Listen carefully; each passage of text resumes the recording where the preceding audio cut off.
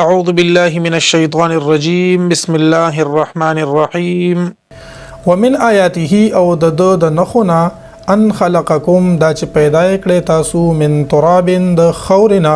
ثم اذا انتم بیا ناګهانه تاسو بشر داسې سړی شوي تنتشرون چې هر ځای کې خوار شوي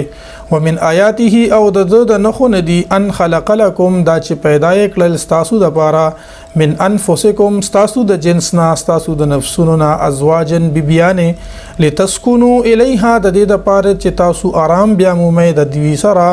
وجعل بینکم او پیدا کړو تاسو په مینس کې مودتن محبت ورحمتا او رحمت یعنی همدردی ان فی ذلک بشکا پدې کې لآیات نخدی لقوم یتفکرون د هغه قوم چې هغه سوچ او فکر کوي ومن آیاته او د نخونه دی خلق السماوات پیدا کول د اسمانونو والارض او د زمکه واختلاف السنتکم او اختلاف تاسو د جبو والوانکم او تاسو د رنگونو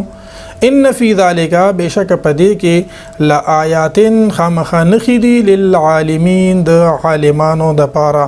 ومن آیاته او د نخونه دی منامکم تاسو د کېدل باللیل پشپکه والنهار او پورس کې وابتغاءکم او لټول تاسو من فضله د فضلنا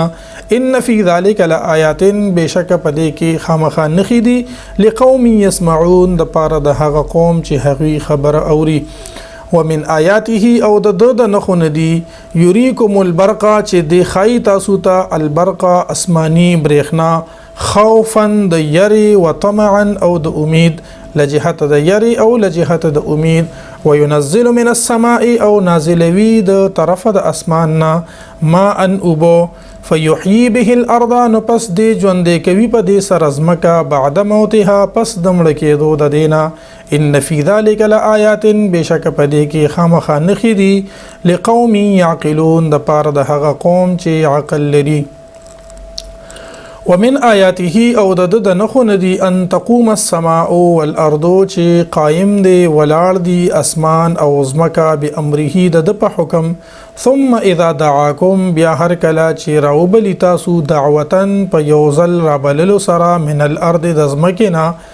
اذا انتم ناګهان تاسو تخرجون راوبوزه وله او د پاره دی من هغه سو فی السماوات والارض چې په اسمانونو کې او په زمکه کې دی کل له قانتون هر یو هم د فرمانبردار دی